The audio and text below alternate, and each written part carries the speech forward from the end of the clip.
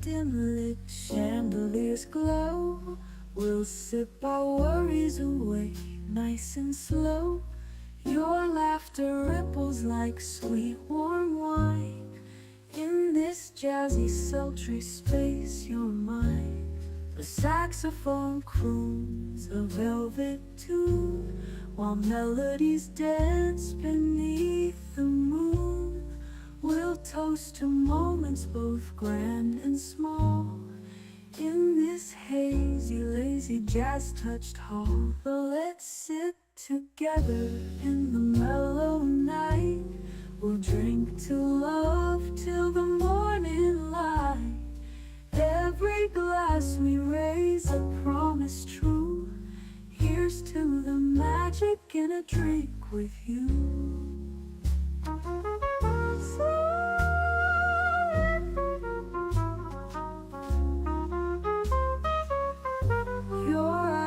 They sparkle with every click, sweet rendezvous over a simple drink. We'll share our secrets in whispers low, just you and me where the jazz flows slow.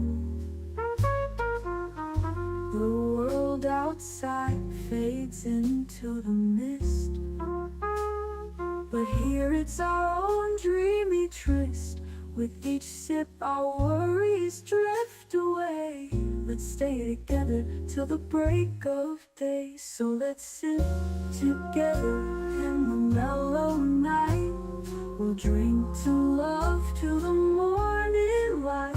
Every glass we raise a promise true. Here's to the magic in a drink with you.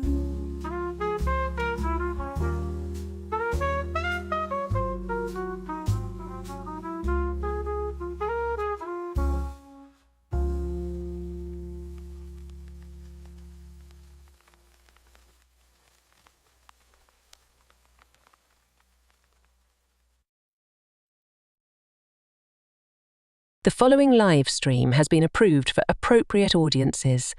It may contain occasional strong language and may not be suitable for younger or more sensitive viewers. Viewer inebriation is advised, though not mandatory.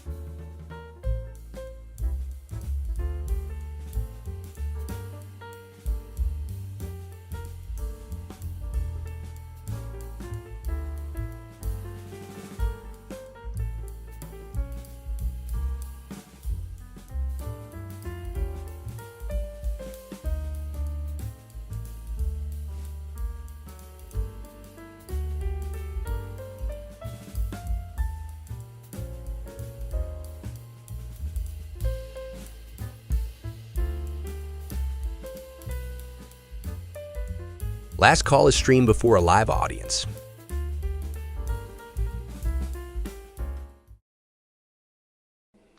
Release the Kraken. Release the Kraken!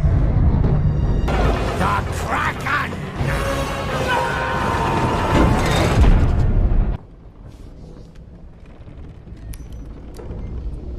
Why is the rum always gone? Is gone because I drank it all. Welcome everyone, so glad that you are here. So glad that I am here. It has been 2 weeks since we were live on Last Call, and I am so glad that all of you came to join me. So appreciative of all of you that shared your liquid lunch with me this week, specifically saying, yeah, we're glad you're back. I actually got a call from Mark Malnikoff specifically saying, you missed a lot while you were gone. We missed you, so thank you so much. Even got a chance to say hi to Julie today, which was really, really nice. So let me go, folks in the green room. Bear with me. I want to say hi to the chat first, real quick. Just going to take a few seconds. And can you give us a Yeah, let's get a sound check. Sound Can we check. get 5x5 if we're sounding good as we come in? Want to start by saying hi to Big Al at Big Al Presents, saying hello, my friends. I hope you are having a wonderful evening. Have a great show tonight. Yes, thank you, my friend. Looking forward to Godzilla -1 with you tomorrow night. Hail to Connie Cleary, the star of Fluff Chick Productions. Welcome. So glad you're here. Salute to you as well. Deleted Scenes. It is awesome to see you here. He tells you do all the clicky things to encourage us. Please do that. Would super appreciate that. If you become a member, you get the membership emojis like the black fedora, the brown mumbler, the channel logo, and of course the Canarble Wagon. Welcome, welcome. And JPRPH1, good to see you there. John, he's dropping those membership emojis as well. David Pensack says good evening to you, and good evening to you as well. Let's see. Gary Ambrosia, who's in the backdrop. We will bring him in just a moment. As is my lovely wife, Netter of Netters Network, who is saying, hello, love of my life. She calls me that because she is the love of mine. She also says, like, share, subscribe, leave a comment, become a member, gift a membership, do all those things. If you're coming here on the replay, feel free to drop a super thanks. I don't think enough people talk about that. And I think, there's the Smoke Eater. Good to see you, my friend. We'll see how long I stay awake, but I wanted to pop in because I haven't in a while. No, you have not, my friend. But then again, in all fairness, we haven't gotten together anytime recently, and we really need to do that as well. Like, share, subscribe, comment, and become a member. And if you were going to give a super chat of $5 or more, why not give a membership instead to make our family grow? That would be such a wonderful thing. Now, I am coming... Deleted Scenes and JPRPH1 say I am coming through 5x5, but I'm going to need a sound check as I bring in the guests, which I am going to start doing right now. Starting with my co-pilot, because I intend to really polish off this Kraken, and I might need a designated driver. So, Aged Boomer, how are you doing, my friend? What are you sipping on tonight? I'm feeling fine, well rested after the trip, and I'm drinking a Coca-Cola. Coca-Cola, keep your head on straight because you might have to end the stream. By the way, I did listen to Geeky Geezers on Sunday as Netter and I were driving home. Missed a little portion of it because we hit a major thunderstorm in Indiana. Oh, it wasn't just a thunderstorm. It poured so bad that you could barely see past the hood of the car. Yeah, and I couldn't hear anything. So I had the sound all the way up, and I still couldn't hear you guys. But everything I did hear, you guys were awesome. I may have to retire from Geeky Geezers and let you pull in Deleted and Big Al, because that was a heck of a group. It really was. You. I'm into Captain and Coke tonight, and probably tad much for me. Well, mine is a Kraken and Diet Dr. Pepper. Yes, I know those of you that tuned in during Liquid Lunch were expecting me to be drinking a Gibson. I did not have the cocktail onions, and well, I didn't feel like going out and getting them, and so I just thought, you know what, I'm going to be lazy. It's just going to be a Kraken and soda. Welcome, Wilkie's Movies and Music. Corey, you are an integral part of our Friday since we all migrate over to you after Liquid Lunch every Friday. Good to see you, my friend and channel member. You know who else is good to see? You guys like seeing her, not as much as me, but I know you like seeing her. That's Netter of Netters Network. How you doing, my dear? And what are you sipping on, if anything?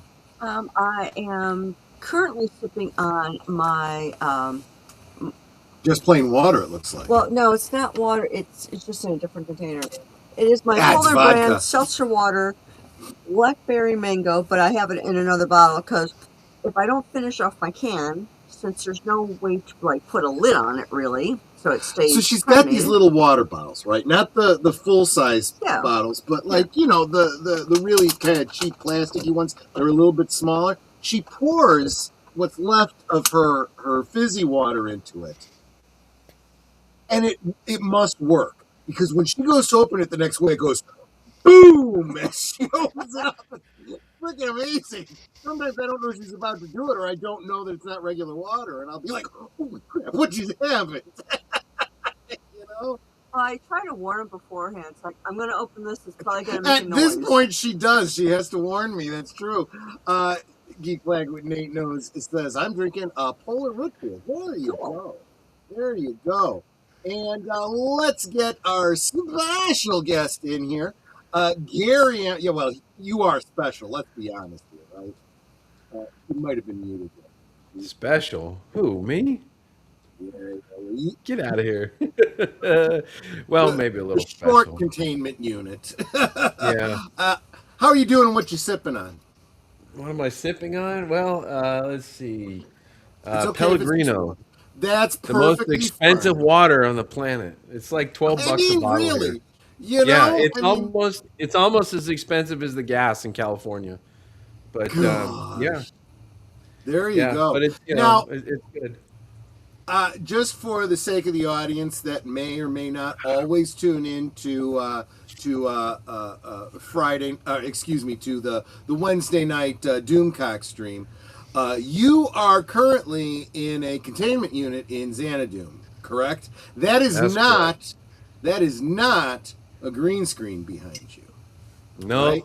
no, I'm kept down here at the center of the earth by my overlord, Dictor Van Doomcock, and he lets me go on, the occasional show with my friends. So this is my, hour away from, indentured servitude for the night. Well, he has.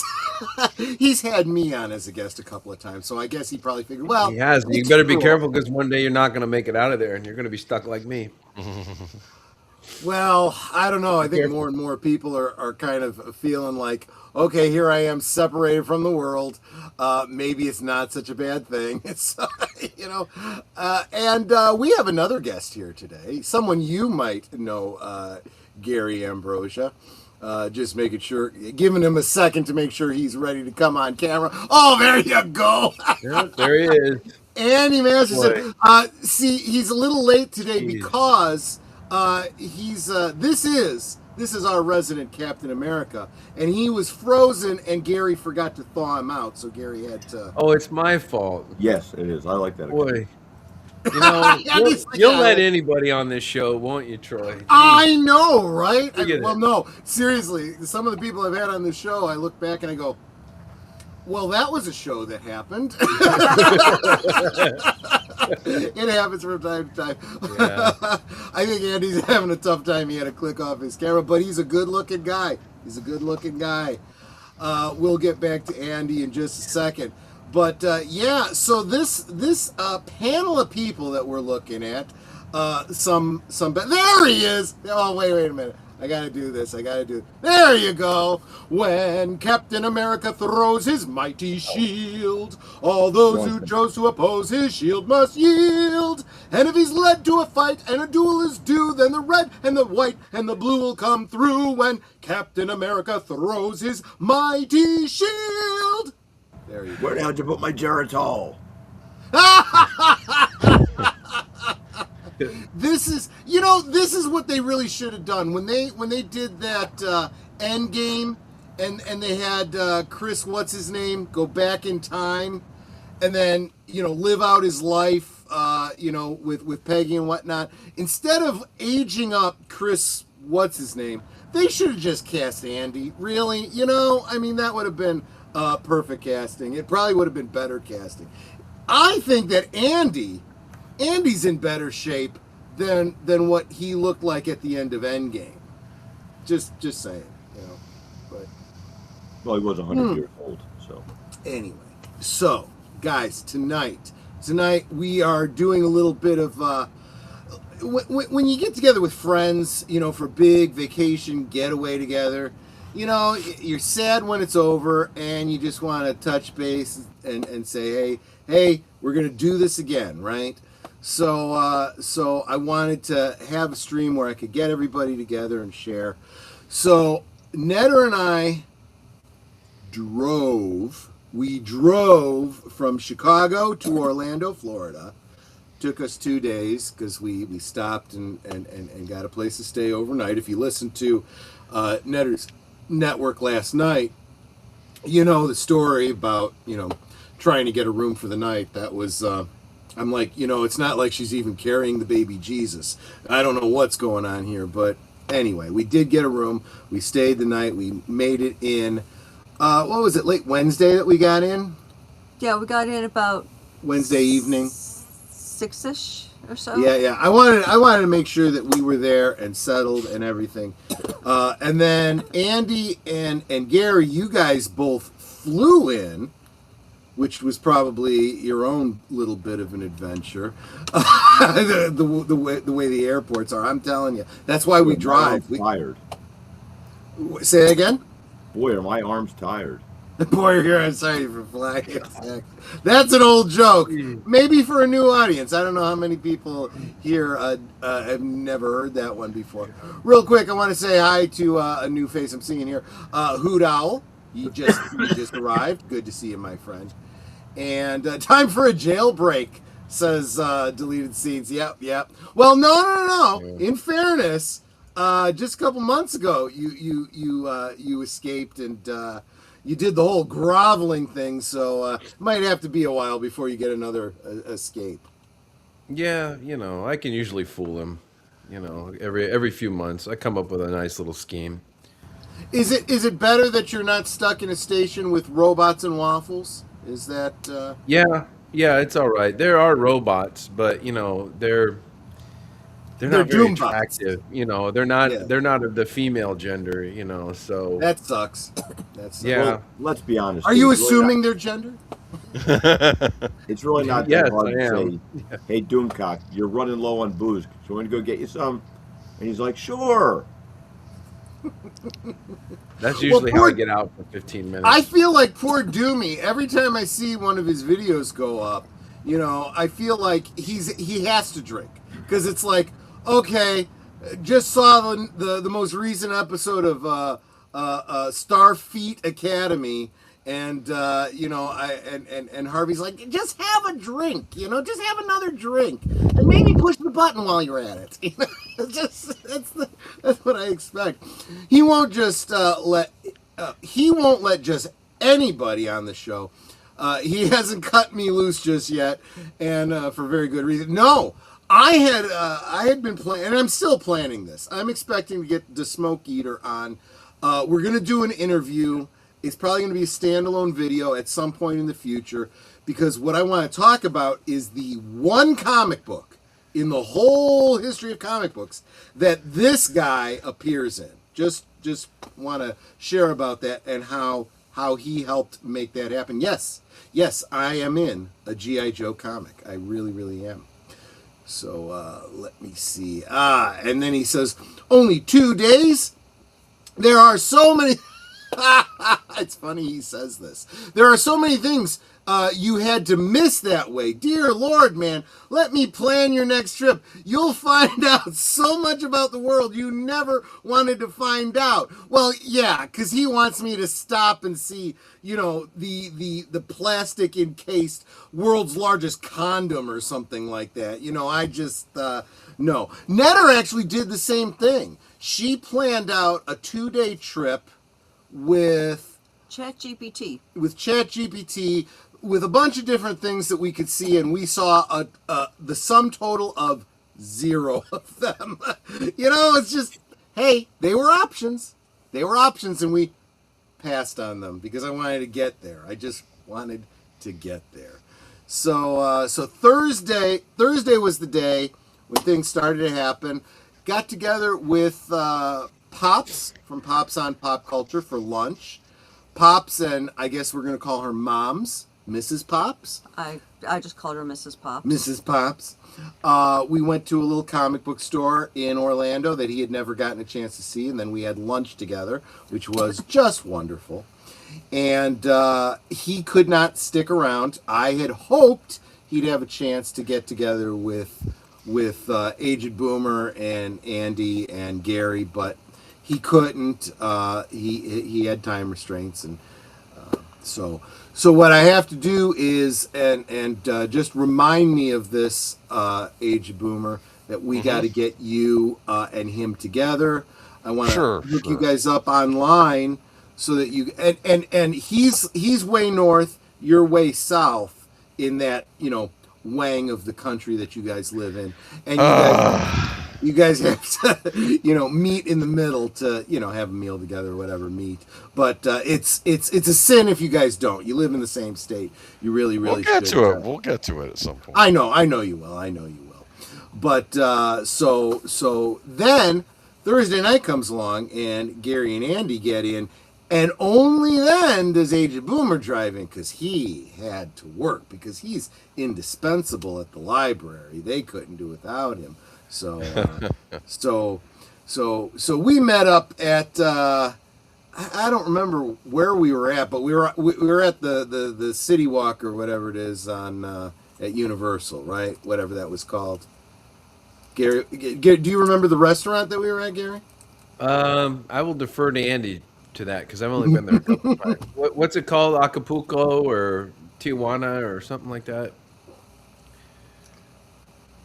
I think it's called. I mean, we could have been in Mexico for all I know. I think it's called that Mexico City Walk. There you go. I mean, the food was really good. The staff was incredibly polite. So we just told Boomer, meet us there, and he met us there. Yeah. And, timing worked out pretty well, actually. Yeah. That worked out great. Gary helped me with let's just say a very embarrassing problem that I didn't think through, and it all worked out miraculously. And can I just say that in a state that is supposed to be so 2A friendly, I was very bothered by having to leave something behind. But Gary helped me work that out, and that was wonderful. Thank you, Gary, once again for pulling off what I saw as a miracle at that point.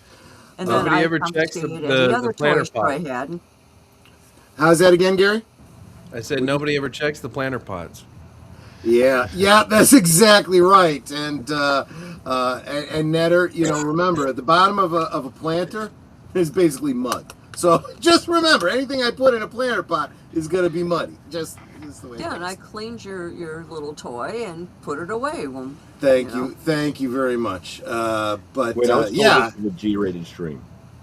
It was a Scuba Steve. Is that what they're calling it these days? Wow. All right. I don't know why I'm going around all of this. I had a pocket knife, and you can't bring anything like that into Universal. And it was a nice knife that Netter had given me, and I didn't want to lose it. And Gary had the brilliant idea: we'll just stow it, and we'll get it when we come back. And it worked out. It wasn't a big deal, but it felt like a big deal to me. And Gary really kind of came through for me, and I super appreciate that. And then so Friday. Am I up to Friday? Friday was MegaCon. Okay, guys, this was how many years have you guys, Andy, you and Gary? How many years have you been at MegaCon? This was our second, Netter and I. This is our second year.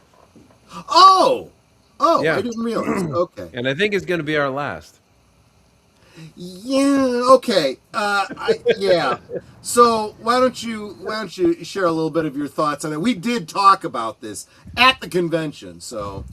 Yeah, it seems like the big giant cons don't really have a place for us old guys now. It's pretty much 85-90% anime, which that's not my thing.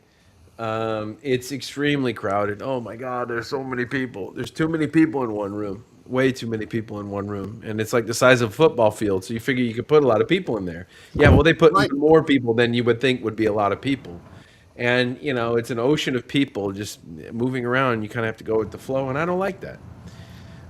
So yeah, that's my grumpy old man complaint there. But other than that, it was okay. The only reason I go to these things is to see our friends. I don't give a damn about celebrities. I feel like we talked about this last year too, because last year we had a whole weekend pass, and this year we said, you know what, let's just do the one day, and now we're kind of going, do we even need to do the one day? Because what it really came down to was we weren't there for the con. We were there to get together with with each other, and I get that. And Andy, do you agree? I mean, are you on the same page with that?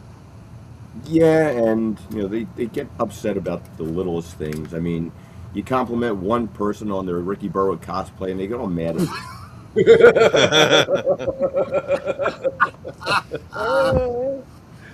Oh God, man! Yeah, let me tell you. So speaking of cosplay, let me bring this up. Let me. That's funny. We don't have any kind of a presentation. I wasn't going to subject you to a bunch of slides or anything like that. We appreciate that. Thank you. We did miss that on the Princess Leia. Well, my neck was hurting aiming the camera up that high. So yeah, the only thing more incredible than the cleavage was the moose knuckle. Well, that's called cocking balls, but Yeah, well, this is PG, but let's just say there were 2 mountain ranges. Yes. We're not going near either. How do I want to do this? I don't have a. I lost Gary and Andy. I got to bring you guys in so that you could be here for this. Hold on a second. Let me resize you. I didn't think this through enough. Look at this shit. The Brady Bunch. Yeah, let me share my screen here. Here we go. You don't need the sound. And add this to the screen and move this to the back. So Netter and I spent a better part of the whole day trying to find a Snarky J cosplay. And I said, so glad that Netter and I got to meet Daddy J. Oh yeah, when we finally found the booth, I saw a gentleman stand there. I said, "Are you Snarky J Dad?" He goes, "Yes, I am." I said, "My husband wants to meet you." Yes. So this was the whole shit. I told Netter, I said, yeah, I'd like to meet Snarky J, but you know who I really want to meet? I want to meet her dad. Her dad has been in a lot of her videos. He's oftentimes her cameraman and so forth. And I said, you know what? I said, I just want to compliment him. He and I are probably, well, no, I'm probably older than he is, to be honest with you. But, yeah, we're probably contemporaries. And, well, let me finish reading what I said here. So I wanted to share with him what fans we are of him particularly. He raised a sweet, kind, generous daughter who truly represents his parenting in the best way. We had such a great chat with him, sharing that if I had been blessed with a daughter, I like to believe she would have been just like Snarky J. We'll be talking about the entire MegaCon tonight. So there you go. Okay, so that was how do I? Yeah, this is how I do this. So I can go back to there. She's a little shorty too. She's a little taller than Netter, but no, she's 5'3". She's an inch shorter than me. Yeah, but she was wearing really thick boots because she was doing a Bucky. So we're about the same height because of her boot height. Yeah, she was doing a Bucky Winter Soldier cosplay. So that was just wonderful, right? I really did. I had a great conversation with her dad, and when she was done talking to a fan, she turned her attention to the three of us, and she's like, "What's going on here?" And he's like, "You need to talk to this guy because he's saying some really nice things about me." And she's like, "You are so confused. What?" And I'm like, no. My mother told me, and I agree with her. You know a lot about a parent by the way their children behave. I said, and I admire you so much. I knew your dad had to be a really great guy. And then she starts going, yeah, he's my best friend. He's a great guy. And I'm like, there you go. See? Don't you start, girl. So then, after I post this, Snarky J comes back and said, it was so awesome meeting you guys. Thank you for your kind words. Our new friends, Tony and Natalie. And she puts it in quotes so that we knew she was joking. So we were there. As we were talking about, I was expecting you to sign it Tony, because I was telling her a story about how I've been called Tony all my life. And she said, you said Tony so much, I almost signed your autograph, Tony. And I mentioned how, for some reason, people look at my name and see Natalie. There is no L in my name. Anyway. There's no I in my name, but I am Natalie. Great little conversation with her about, well, and we did talk cosplay, because Netter and I are old school cosplayers. We kind of retired from the whole shtick back in 2019 because, well, you guys know why, and we lost the momentum and kind of haven't gotten back into it. But you know, she's the next generation of it, and it's really, really nice to see. But but how long? I would say we spent a couple hours looking for her, didn't we? We spent a good portion of the day looking for her. Yeah. And see, this is what the problem is. I figured, okay, I'll be smart and I'll Google where is cosplay headquarters. All the information on Google is from last year because they never updated it. And the map made no sense because you couldn't connect side A to side B and vice versa.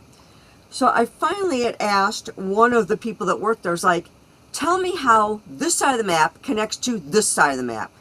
And she goes, oh, well, you are right now on this side of the map, and you know, if you turn it over, you are the other side of the map is like up this ramp.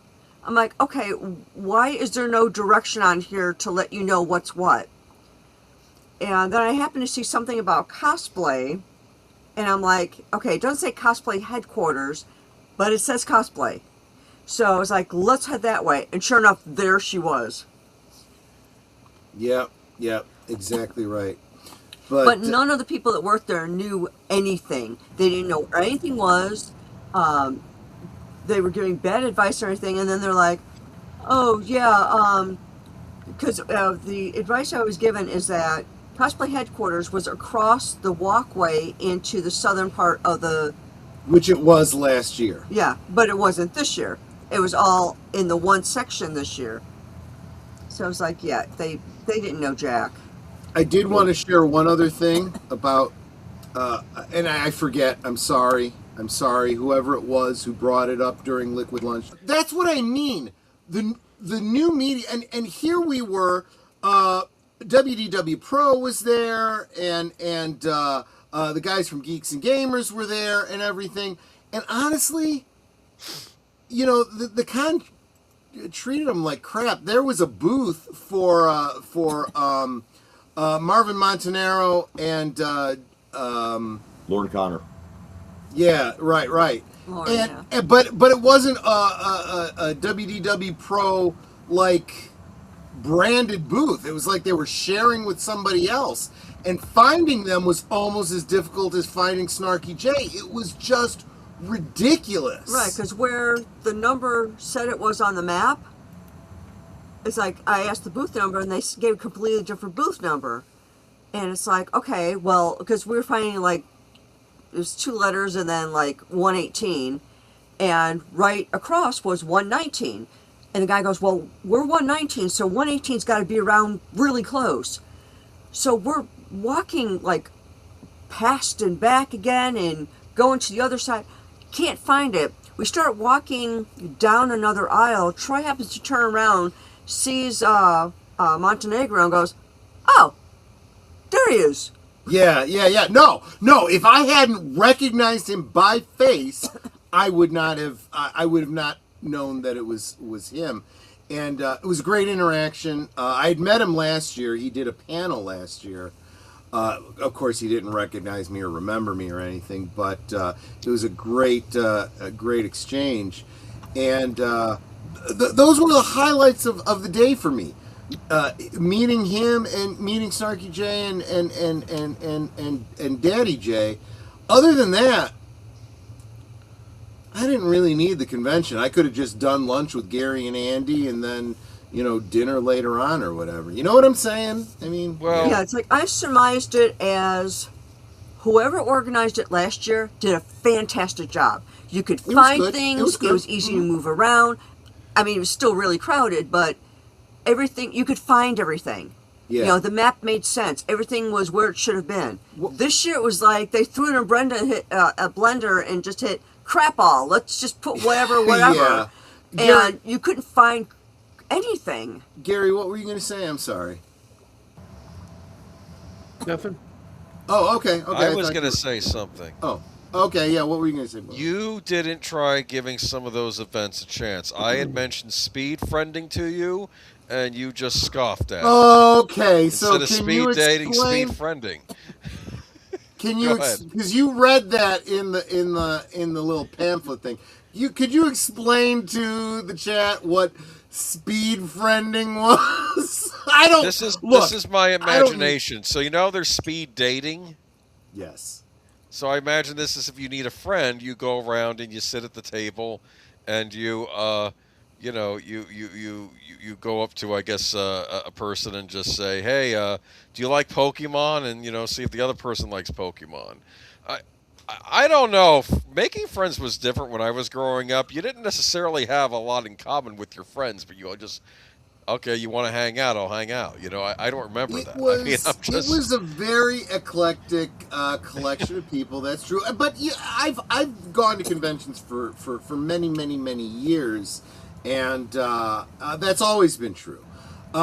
Look, this is the thing about this geek fandom, right?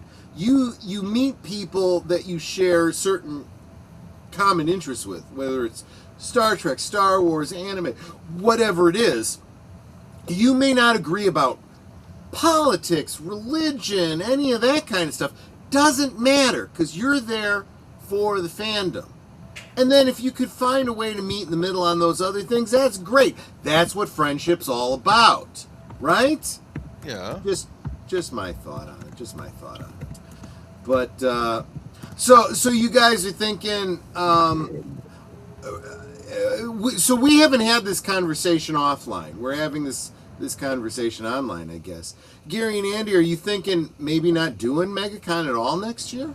Well, it's in May next year. It's right before Labor Day or Memorial Day. Oh. So, and you're going to start getting hot. I don't know why they didn't keep it in February. It worked out better last year. Oh. Moving it into spring break wasn't a good idea. That's why some of the lines were so big and the TSA and everything. So, and it's just too damn big. There's events and things like that, but like you can't navigate from one end to the other. It's going to take you about an hour to get from one side of the concourse to the other, just because there's so many people in your way. Well, that's why we went on Friday. We didn't go on Saturday because we knew Saturday would be the busy day. But sometimes there's only shows that are on there on Saturday with the biggest day. Certain celebrities and things like that. And that's the thing. It's like, my advice to people going to these, if there's one person you really want to see, and they're going to be there, and you want that autograph, but you're going to be parked in that line for most of the day. So just count on that. You're just going to be stuck there. So, and then you're going to miss out on everything else too. So, Andy, Gary, did you guys go and see any of the celebrities the day that you went? No. Not your thing. No, I don't give a damn about celebrities. Bingo. Because you're a celebrity. You're a celebrity. You don't need celebrities. Yeah, I'm a legend in my own mind. Dude, you have an IMDb page. I mean, that's... the greatest actor you never saw. Oh, there you go. Well, no, let's be fair to my audience here. One of the things we talk about here a lot is character actors and those people that you know by face, but you don't always know them by name. And we kind of celebrate them because They make the movies happen, really, if you think about it. In fact, Boomer and I are planning a future Friday stream where we're going to just talk about character actors and say, Yes. you know this character actor, you don't know that name, but you know that face, and we're gonna talk about that. But no, it's true. You, Gary, what are some of the movies you've been in? I'm sorry to put you on the spot like this, but just oh God, man, that was 25 years ago. I don't know. I don't think any of them were X-rated, though. If they were, I certainly didn't get paid enough for it. No, I worked on all kinds of stuff. I worked on a lot of different things, doing this and that. I'm going to just share a working something. guy. It wasn't Ouija Shark, was it? It wasn't Ouija. No, I'm kidding. No, I'm just kidding. he was not in Ouija Shark. It's a running joke on the show. That would have been great. I was in movies that were a lot worse than Ouija Shark. Possibly, very possibly. Yeah. No, I knew there was a slasher film called Secrets of the Clown. It was horrible. It was a horrible movie. I think it was negative budget. That's how bad it was. But I knew the guy that played like the clown, the killer character, and I got 2 copies of the DVD because it came out with 2 different covers. I'm that sick in the head. But no, I totally get it. But did you guys know? And Netter doesn't even know this because I haven't talked to her about this. Did you know I have an IMDb page? I figured. You did? How did you know that? What do you think is on my IMDb page? This show? No, not this show. I am not known for this show. I am known for being on an episode of Latino Slant and for being on Doomcock. That's what I'm known for. Yes. Wow. Yes. I think it's cool. Although they don't have all of my appearances on Doomcock. So who made up the IMDb? I have no flipping clue. I have no idea. It was probably me because I was updating the episodes one day. I think it was probably me. That's funny. That is funny. Well, I've been a contributor for like 25 years, so whenever I submit something, it pretty much goes up the next day. Okay, so let me explain since how its I found inception, I've been a contributor. Let me explain how I found this out. So I did a search for I usually check your X page. I check your YouTube page when I want to do a thumbnail for the stream. And I was like, you know what? Screw it. Let me just do a Google search. Gary Ambrosia, right? And this really great picture came up, and I'm like, oh, damn, what's that from? And it takes me to IMDb. And I'm like, oh, right, he was in that movie. Right. So I use that picture. And then it's very kind of you because I look really good in that photo. There's lots of makeup on me, and my hair was colored, and I don't look so old and tired. So I really appreciate you doing that. Gary, that is how it works in Hollywood. That is all celebrities. All celebrities. All these guys and gals that you think are so hot. There's a line in a movie called Sleepers where Woody Allen says he's looking at he is in cryogenic sleep for hundreds of years. They wake him up and they're asking him about artifacts from the 20th century. And they're like, we don't understand these things. Can you explain these to us? And one of the things he comes to, he's like, this is a centerfold from a magazine. It was called Playboy.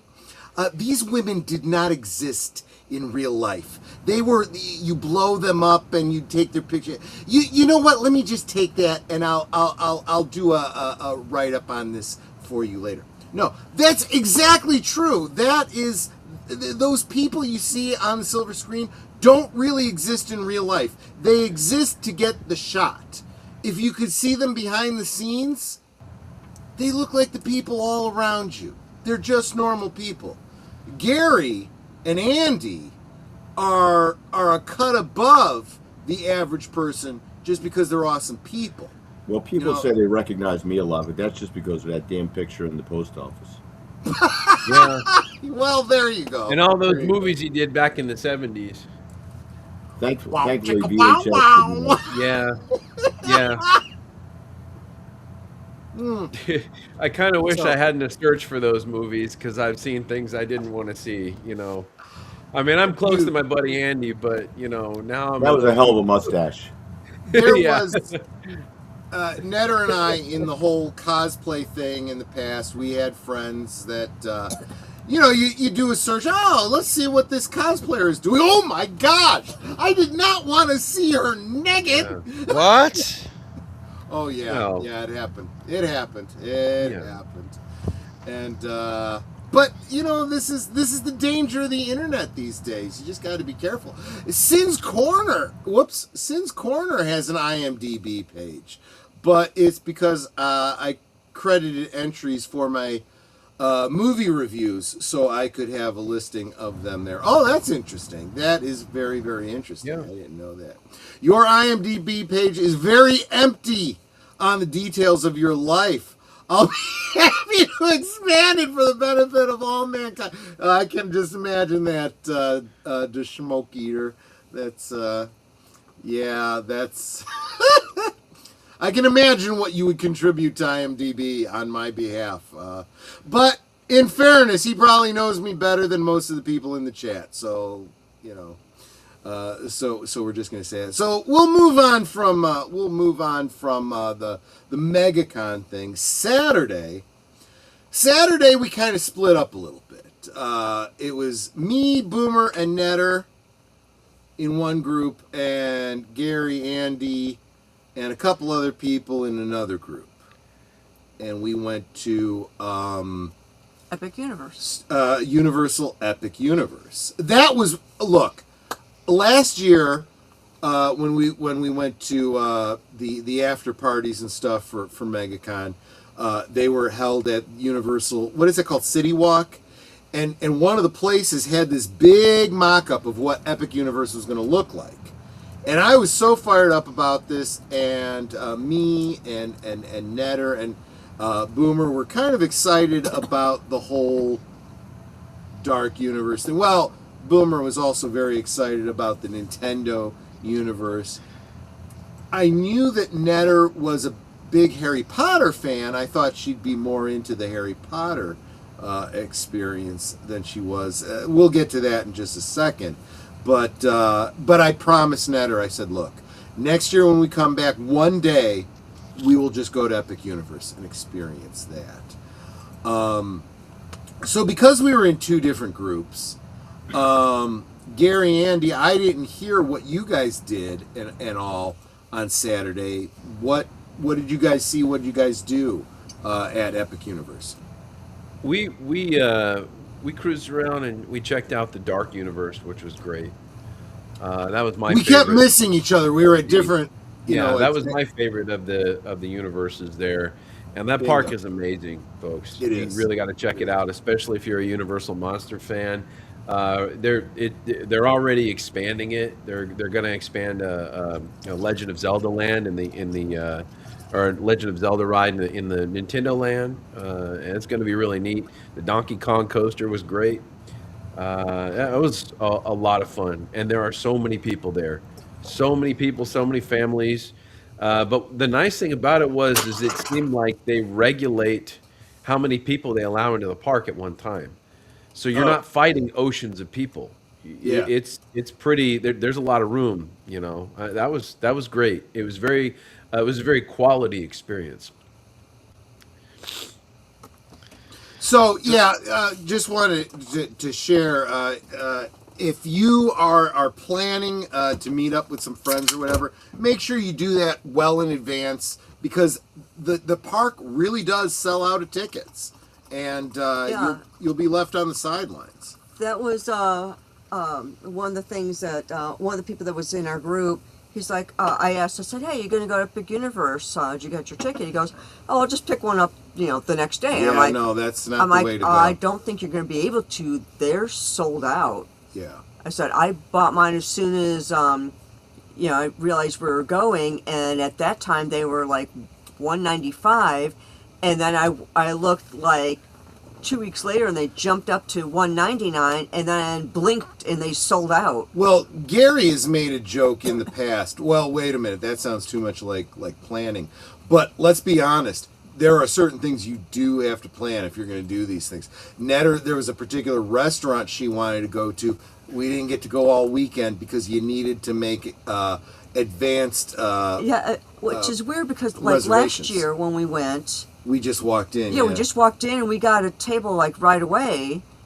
This time it was like you had like an hour and a half, 2 hour wait minimum.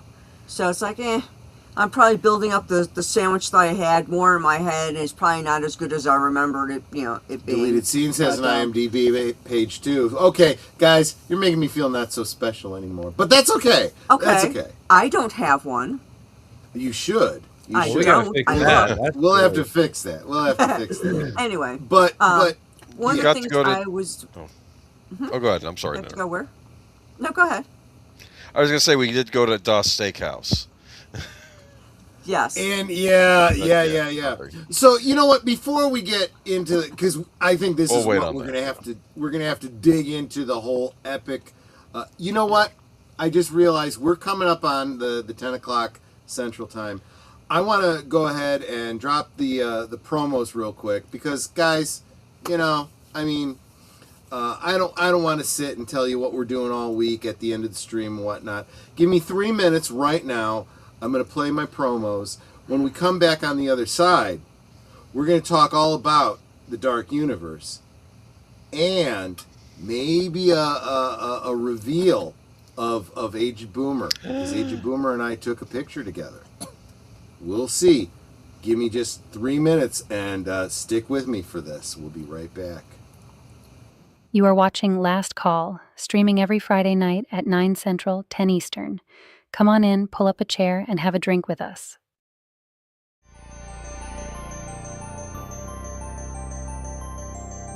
This week on Saturday Night at the Movies, a kamikaze pilot plagued by survivor's guilt seeks redemption when a giant monster he failed to kill is transformed by radiation from atomic bomb tests and lays siege to post-war Japan.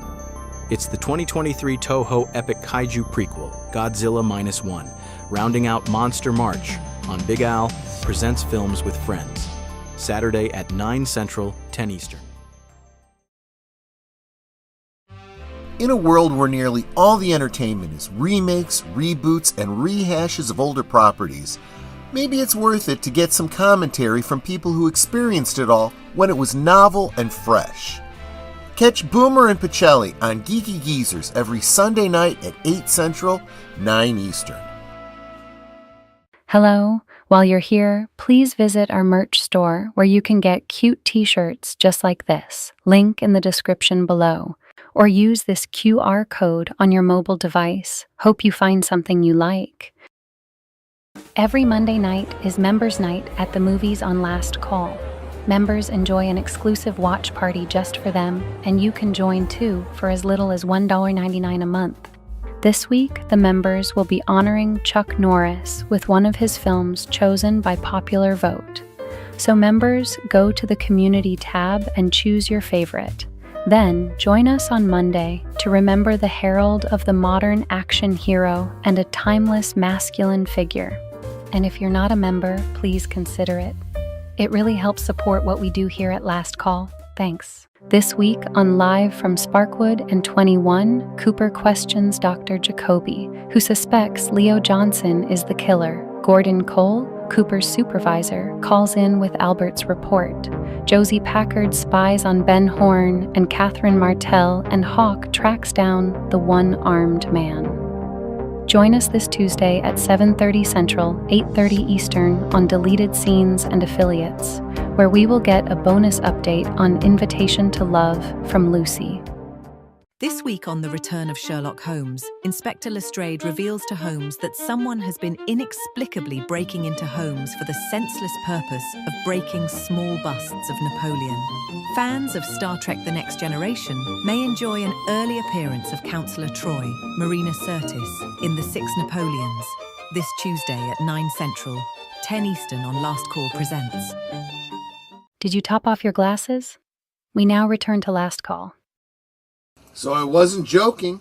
I really do want to share. Finally, I was able to get a picture with Aged Boomer, kind of to prove that we were in the same place at the same time.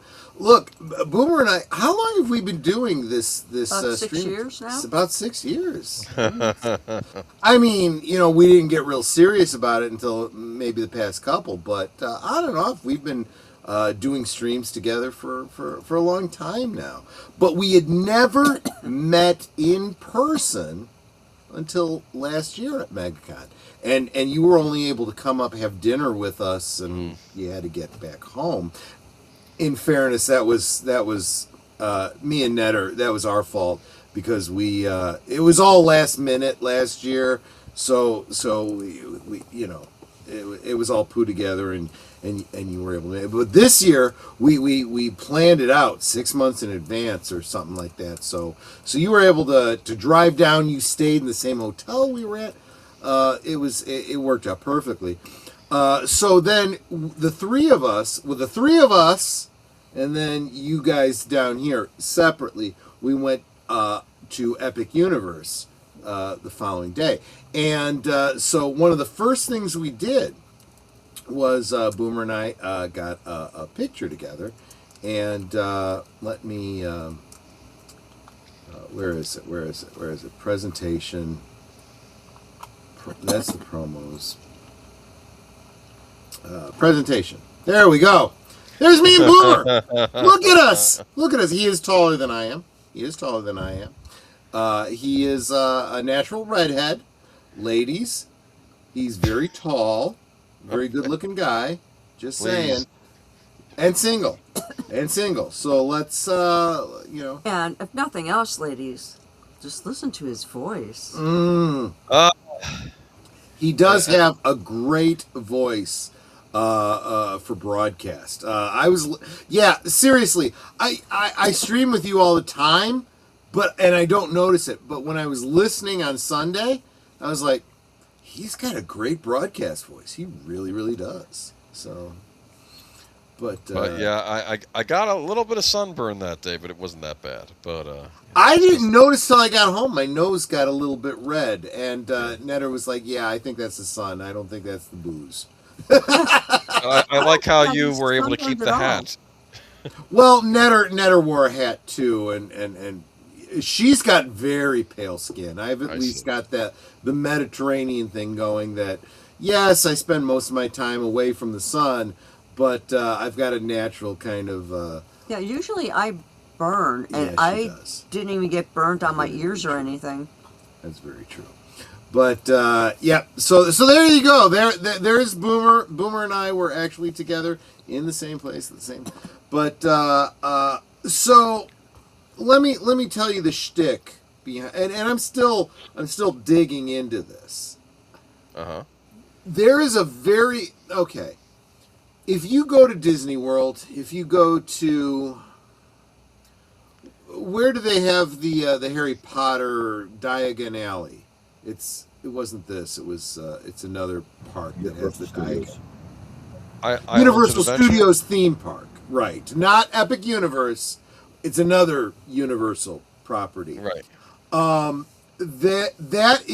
Those are worlds, immersive experiences based on established canon and established lore and stuff, so you know what you're getting into, and you're like, oh, there's that shop that I saw in the movie or that I read about in the book, and oh, look at the little details and all this kind of stuff, and that's really cool. Epic Universe, Darkmoor is how they refer to it, is not based on a movie. It is not, well, it's indirectly based on a series of movies. It's based on the Universal monsters. And it acknowledges them as canon, but it imagines a storyline that brings it up into the modern day. But we have no movies that cover that lore. So as you go in and you ride the rides and you go into the shops and you go into the restaurant and so forth, you can piece together the lore that they are implying. And let me tell you something. It's a rabbit hole, my friends. It's a lot of fun. I talked to a lot of people, a lot of shop people that work in the shop. What's funny is after we got off of the Monsters Unleashed ride, Troy was talking to one of the clerks at the counter, and she's talking about how, you can find these 4 figures, and characters from the Halloween, what's it called, Boomer? The Halloween Horror Nights. Halloween Horror Nights. Right. She was actually demonstrating. She goes, and like, when you get to this part of the ride, and then she did this like swivel with her body, and I'm like, oh yeah, well that I know exactly the part of the ride you're talking. And it was just like I was cracking up because I'm like, okay, so we gotta make sure we get to that part. But I loved their outfits though. It's like, they were dressed in these like laboratory type smock. But they were like these. They were black with buckles, and they had and that was like a black lab coat. If you are into the steampunk and that kind of thing, the whole ambiance of Blackmore is going to definitely appeal to you. Honestly, there is all kinds of little Easter eggs. For those of you, Big Al Presents, for example, that are real into those Universal monsters, you're going to really dig this dark universe. There was one point where I'm going through an exhibit, and there was a picture of the actress who played Elizabeth Lavenza, the Frankenstein's wife in the movie, and I'm like, wow, that's paying attention to detail. That was really, really cool. I was able to piece together that Victoria Frankenstein is the great-great-granddaughter of Henry Frankenstein. Remember, in the novel it was Victor Frankenstein, but in the movie it was Henry Frankenstein. This is universal branding. Yeah. One of the things that I was going to mention last night on Thursday Things is there are actually 2 very distinct things that I noticed about Epic Universe Park versus, what was it, City Walk?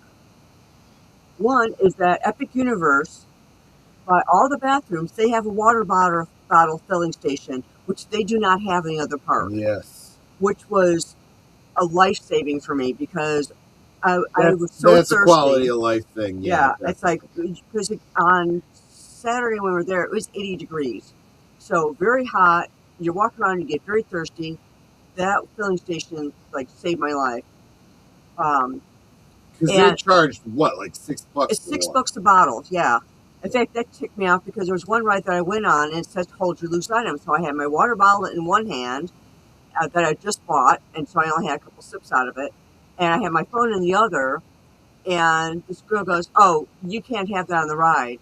I said, well, can I get it after I get off? She goes, you're not coming back. In character. Yeah. I kind of wanted to smack her. So this $6 wasted right there, and I'm like, are you freaking kidding me? Because nowhere did I see any signs that says you can't bring drinks on, like water bottles. So that really bugged me. And I decided, okay, if I'm going to any more rides here, I'm tucking my water bottle inside my jacket so no one sees it. Absolutely, right. And Andy and Gary, I want to ask, real quick, let me see if I can, where's my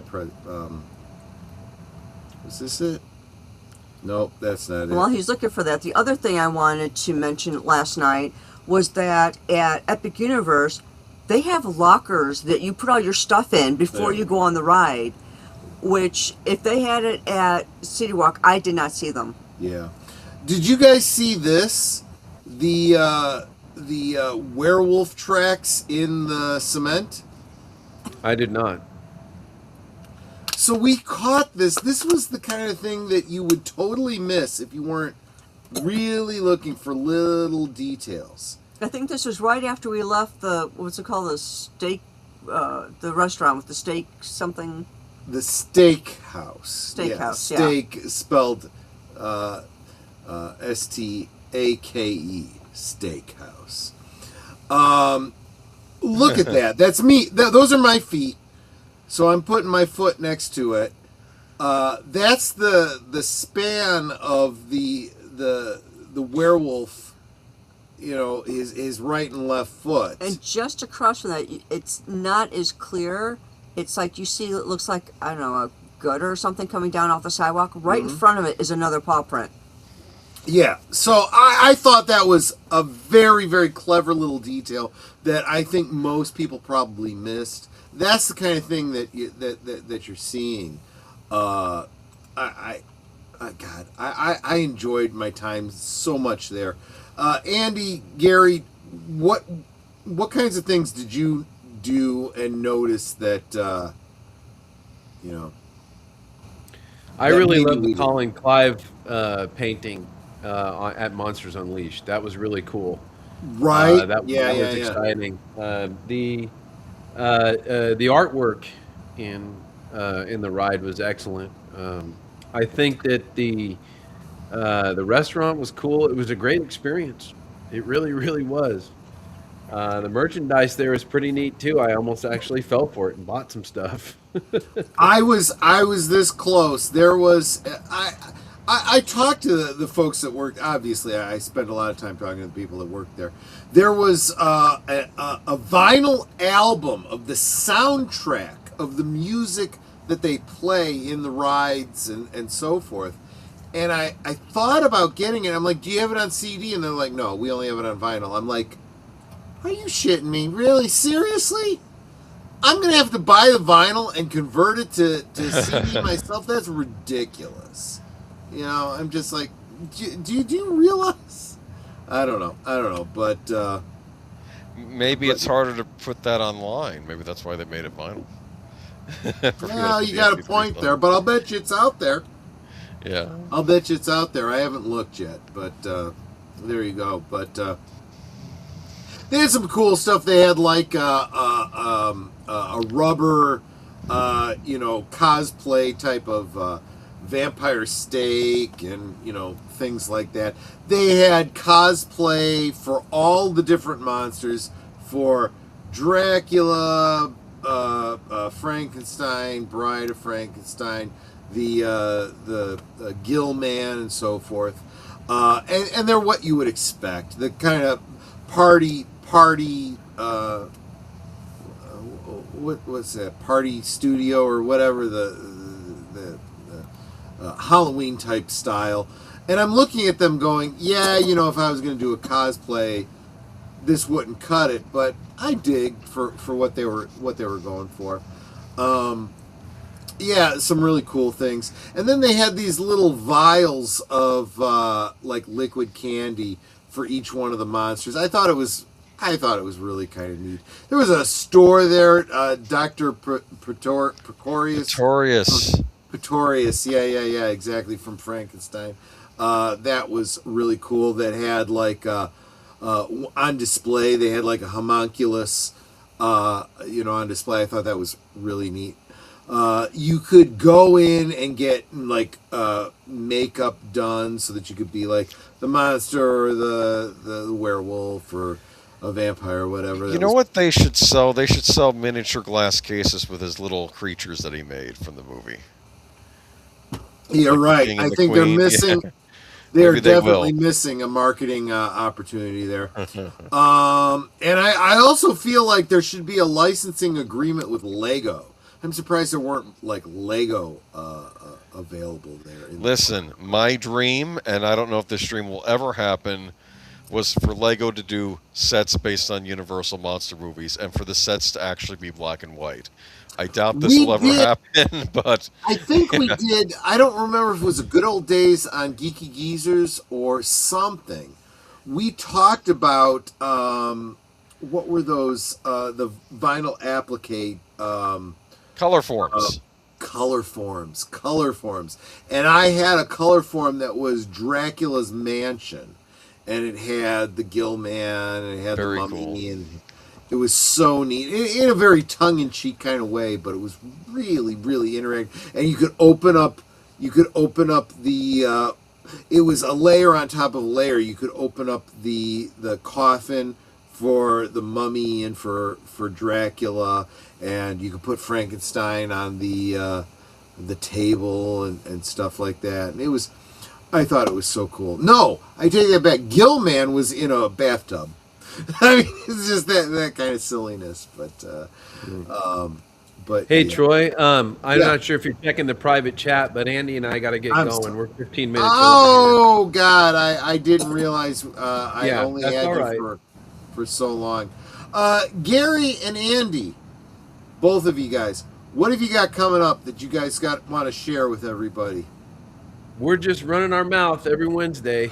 Well, real quick. Okay, so both of you guys are on Doomcock on Wednesday, but right, Gary, what props are you working on that you're going to have videos coming up about?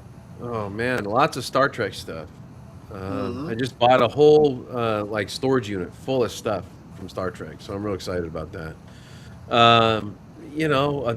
There's so many, man. The work never stops. But you can check out cool stuff on my channel, and maybe the wrenches could throw a link to it in the chat. That'd be great. But hail to the last call. We love you guys, and we'll see you soon. Thanks for having us on. You're wonderful, Andy, the talented one. If you see in the background, he's got Doomcock there and a few other 12-inch figures that you do. But you did a recent 9-inch figure that I'm looking forward to seeing. Do you have hair envy or something like that?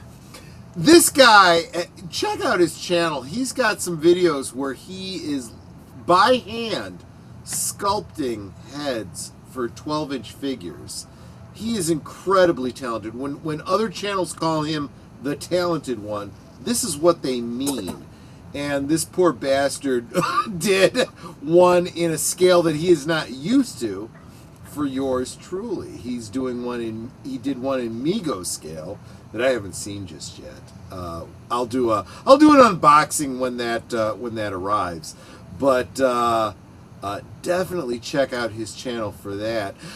Andy, do you sell the stuff that you do? Like if someone wanted a Doomcock action figure? Anything that's of a content creator, I require that they get that content creator's approval first, because nobody wants to have their likeness being bent over a wheelbarrow by a Ken doll. So, right. He knows. The smoke eater knows that I would do stuff like that. So yeah, there you go. But yeah, I do commissions too. So there's that. Fair enough. So definitely check out his channel as well. These are good guys. Look, there is something to be said for meeting people in person. I got to give both of these guys a hug. A appropriate, nobody was uncomfortable type of hug. Just saying, because that's how I am. Italian guy, I hug, right? And you're muted apparently, Gary. I said, you slipped a finger up the backside a little bit. You got dirty. You bastard. That's all right. Netter was there. Nothing untoward happened. Sure. No, but seriously, these guys are. To say these are good guys is just seems so trite, and it doesn't really rise to the level. These guys are good people, and if you're not following them, you really, really should be.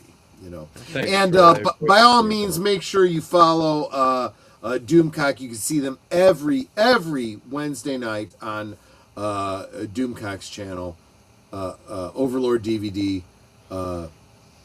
Good stuff. All right, cool. But thank you guys. Yeah, no problem. Take care. Thanks for having us. You'll be back. You'll be back, and maybe I'll be seeing these guys in a couple months. That's what I'm thinking. But we're planning we not planning. That might be over speaking. We have been talking about another convention in, what was it, Netter? Do you remember June? I think it's like June. There is yeah, I think that's it. ICCC Con. No, I'm sorry. ICC Con, which makes it ICCC. A Star Wars based fan con. This is not 20th Century Fox. None of that bull crap. 20th Century Studios. There's no Fox anymore. Whatever the crap. They're not involved. They're not Disney involved. This is a changed fan it. thing. This is a Yes. fan thing. And it's in Tennessee. So the state that Netter and I want to move to. So that is half the distance. So I could drive that in a day. So we're looking at it. So there's no Ray mentioning at this convention. Right, exactly. So, but that being said, so you were there Thursday? No, did you arrive on Thursday? Who, Boomer? me? Yes, I arrived Thursday evening, and I met you at Thursday the night. Mexican place. You left Saturday night. I left Saturday night. It was a pretty smooth ride for the most part. A little busy getting out of there, but then it was fine. And yeah, but there are no more Boston markets in Florida. Yeah, we did talk about that. We did talk. It's one of my favorite chains, and I thought I would stop by on the way back. Nothing. Oh well, what can you do? What are you gonna do? And I'm sorry to the folks in the chat. I did fall way behind. I missed Shinatsky. I'm sorry. I am way behind on the chat here because I was so focused on our guests. Jamie Lynn, good to see you. Lester, Skeptic Tank Obsessions, good to see you, my friend. So sorry I didn't see your chats earlier. Booger, good to see you, my friend. Watching while riding a late night Amtrak train. Oh gosh. Well, welcome, my friends. Fan cons are generally better, but there is one near me that is so woke I can't bring myself to buy a ticket. So Mark Malnikoff and I, he and I used to do the Klingon things at the conventions up to 2019, and now he's scouting out what we're going to do going forward, if anything. And you're absolutely right. There's a lot of cons that went super woke, and it's like not even fun for half the fans, so we don't go. We just don't go. There are certain people in the fan community, even involved in our own groups, that were like, you know what? I'm sorry, but you do not put the Klingon symbol in front of a rainbow flag. Those two things do not go together. Fiction and your personal, social, political thing should not be together. Just saying. Just saying. But well, I don't know though with the way Star Trek's going now. I'm just saying. It's, of course, I guess we have some news about that. So Netter, we gotta make sure that we remember June 2nd is Jamie Lynn's birthday.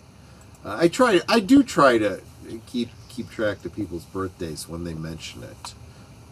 So there you go. There you go. But so I had getting back to what we did at that Saturday at Dark. Well, we spent most of our time at Darkmoor. And Boomer, I hope Netter and I didn't monopolize you by forcing you to spend all your time in Darkmoor. We did get over. I like it. I'm the one that suggests we go on the ride twice. Remember? Yeah. So we went on the Monsters Unleashed twice. It's not that intense. It's one of those what do you want to call it? Like a simulator, flight simulator type. Yeah, it's on an arm, and you're not really on a roller coaster. It's just, you're on it's an arm that's got a swivel, so you're looking at the ceiling. Yeah. You're looking at down. And you're four across. So it was, I had some strangers sitting next to me. Then, well, actually, no, it was Boomer, me, Troy, and then a stranger.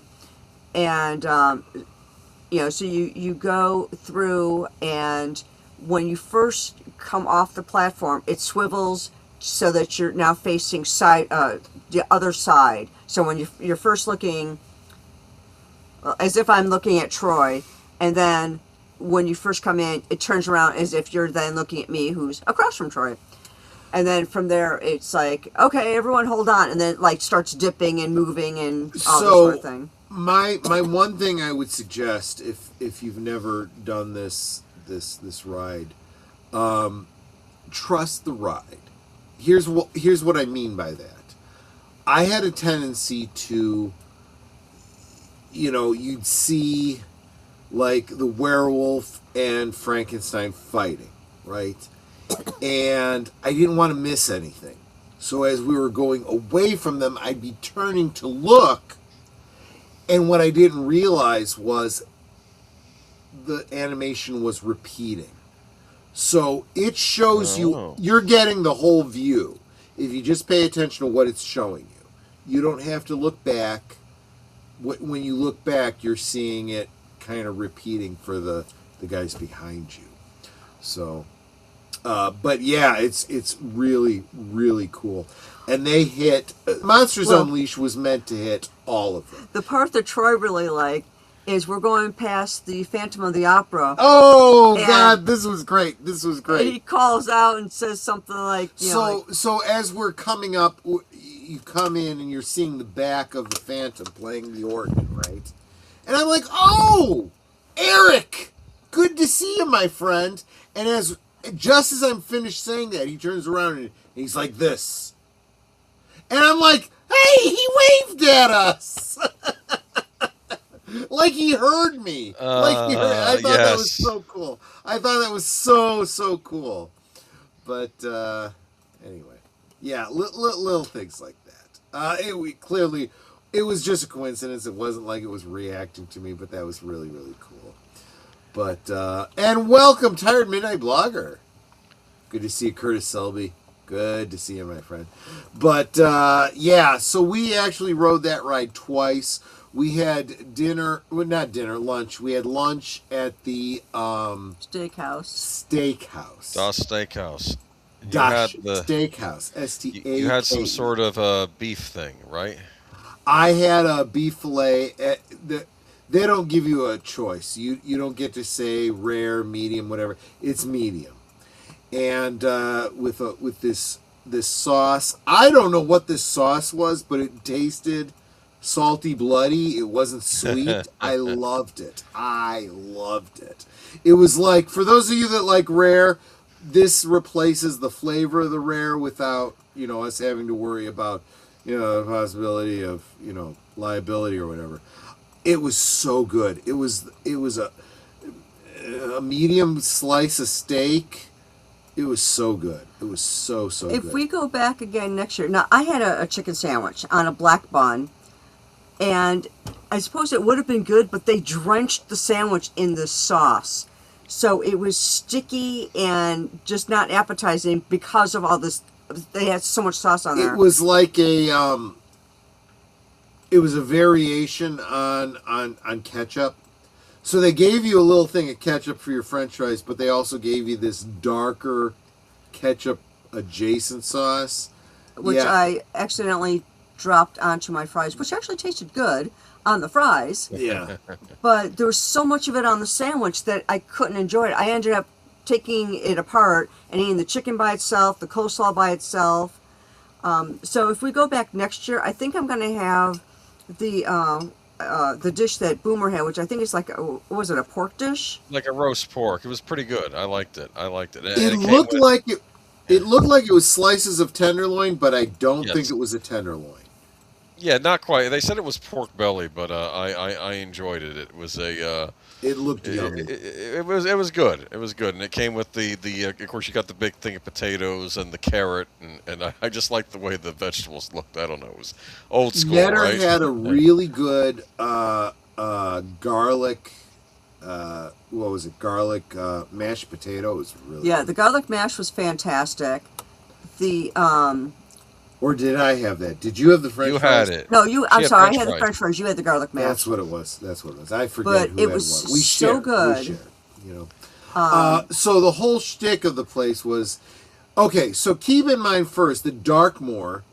Darkmoor is, you're supposed to imagine the Darkmoor is the locale where the original movie Frankenstein takes place, right? There's Frankenstein. It takes place in, they don't say where, so it's Darkmoor as far as they're concerned now. And there was an adjacent town that the Frankensteins moved to after their place burned down. It starts with a V. I can't remember the name of it. That is referenced as well. But they really, this was one of those things where if you are like a real stickler for the Universal Monsters lore, they got it. They got it right. So Darkmoor is where Castle Frankenstein is and whatnot. And this is modern day, right? But it's modern day, just like, think about the Universal Monster movies, right? Larry Talbot, the werewolf, right, is modern day, is a modern day, present day character, 1930s or whenever those movies came out. Mm-hmm. But when he goes back to Europe, which retroactively is Darkmoor, right? He is. It feels like he's going back in time. And that's because traditions and in that very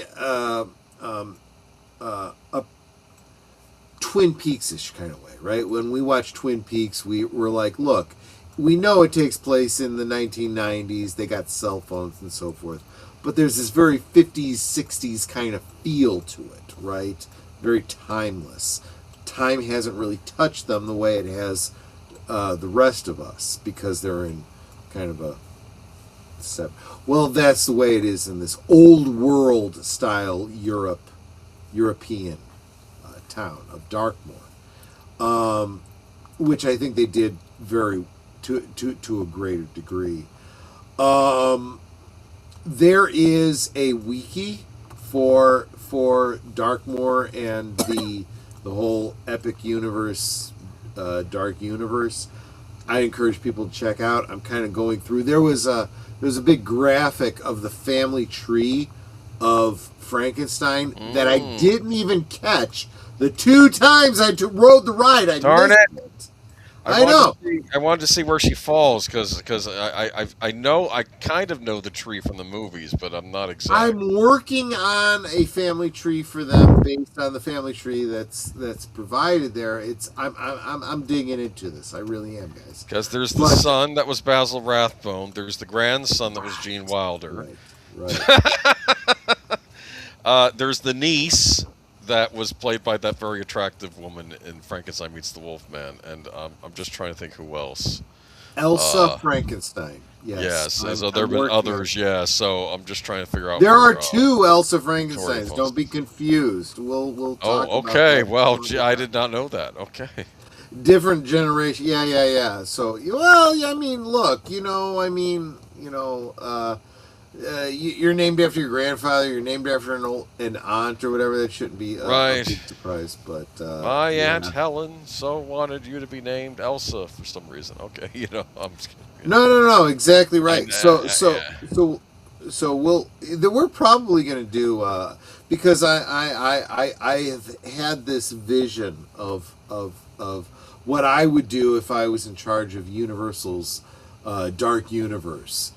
They've had so many horrible false starts, and I look at this theme park, and I'm like, they might be onto something if they just made movies about this. And I was talking to some of the people that work there, and they're like, well, funny you say that, because rumor is, and it's just a rumor, but they're exploring the idea of a series of movies that is going to outline the lore of the extrapolation of the Universal Monsters. And I'm like, they got to do this. They got to do this. This would be really, really fun. And if you guys are going to Epic Universe, I encourage you to check it out. It was so fun. It really was. But we also got over to for Boomer, and maybe I pushed him a little bit because I knew it was his thing. But I'm like, we got to get over to Nintendo World. So we did go to Nintendo World. What was your thought? This was for you. This was your thing. Very crowded. I want to go back there when it's not as crowded. But yeah, there was some cool stuff there. There was, of course, the you go up the steps and what are you walking through? Do you remember? You're walking through a portal that's you're supposed to imagine like you're Mario walking through the pipe.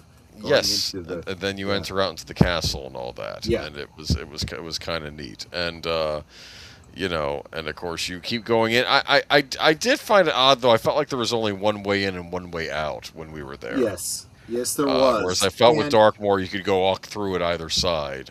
Did you feel like the Nintendo World was smaller than the other?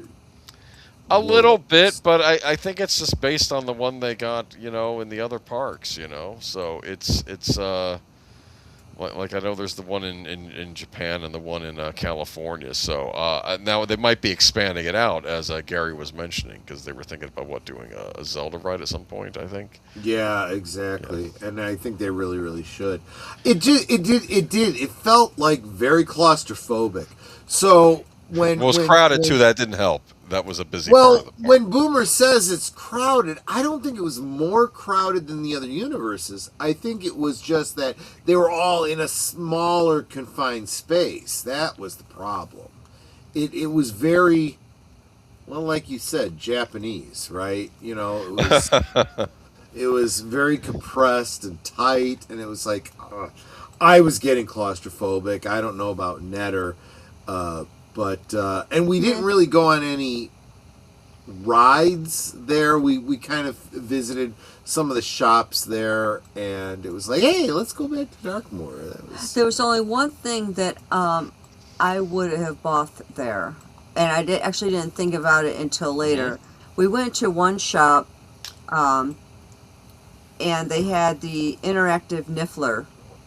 And it wasn't until later I'm like, oh. No, that was Harry Potter. Dragon? Yeah, Harry Potter. No, we were just talking about Nintendo in general at the place. Oh, yeah. As you had mentioned, is there anything that you think that you would have bought there? And I was just thinking, Harry Potter, I would have bought the Niffler had I thought of it at the time. It wasn't until after we left that I was like, oh, I could have bought that. Yeah. But and then there was the How to Train Your Dragon. Well, we did go to the How to Train Your Dragon. I've seen the movies. I didn't really super get into them or anything, but you know, weren't they cute or something? The dragons in those? Oh yeah, they were cool. They were cool. And I was telling Counting Sheep, they had a whole section of their shops based on there's this shtick within the movies where the dragons come and steal their sheep, and they're sheep herders and whatnot. So sheep are a big thing in the dragon thing, and they had this statue that was like a bunch of stacked up sheep, and I was like, hey, well, no, Netter was the one who said this. She's like, hey, a counting sheep, and I'm like, that's funny. But maybe they had haggis in the restaurant there. Did they really? No, I don't know. I'm just joking. Okay. Maybe they did. Okay. But yeah, so we walked through there, but we also went to the Harry Potter. I don't know what it was called, but it was the premise of it was you're going to Paris, Yes. It's the Paris School of Magic, which is referenced in the movies, more fleshed out in the books. And I thought it was kind of neat, but I'm not real into Harry Potter, and I'm certainly not into France. There was a cast member there who was in the costume of the French girls' school. Yeah, the gorgeous blue. Oh, it was really, really cool, and I really liked the hat that she was wearing. It's kind of a stylized, like, witch's hat, but in a very auteur French style. And I was talking to one of the shop people, talking about the lore, and she was saying, no, I don't speak French, and I know this is supposed to be France, and so on and so forth. And she's like, she said she spoke a little bit of French. Right.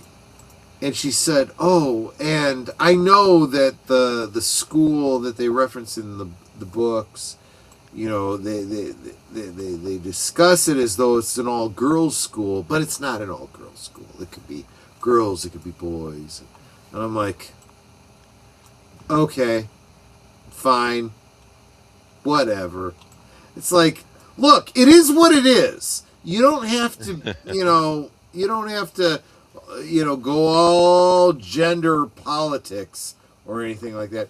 Real quick, I want to say hi to Brother Jay, 1701, says just stopping by to say hello. Have a great day. I hope both of you are having a wonderful, wonderful evening. Thank you for stopping by. And of course, Daniel Berry's Sports Highlights says, happy Friday, what's up, everybody? Good to see you. Keely Chow coming to us from across the international date line. Welcome, welcome, my friend. Good to see you. Thank you for being here. So yeah, we checked out those things, and Boomer, you had a speculation about the Harry Potter world, that it wasn't exactly what they finally went with wasn't what the original plan was. My suspicion was that it was supposed to be a Fantastic Beast. That was the rumor that I had heard a year ago. It was going to be based on the Fantastic Beast movies. And I think since those kind of dried up, they decided, let's just do it something else. But I think that was originally going to be a Fantastic Beast area. It was probably something they were toying with, but I think that series just didn't take off. And it probably would have been based on like the 1930s. Which is very, very sad, because and we see them marketing it in that Niffler and other plushies that they had there. Yes. And I know a lot of people didn't like the Fantastic Beast movies, but I did. I really liked them.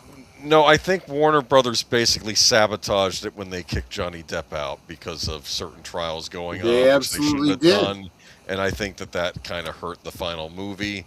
Nothing against Mads Mikkelsen; he's a good actor. I think it was too much for the fans. Now, again, I don't know, because I also think that the lead actress, I think she shows up at the end of the third movie, because she wasn't in the whole movie, and I'm wondering if there was some kind of financial dispute with her too. So I think it was Warner Brothers producing shenanigans, screwing that series up. Yeah.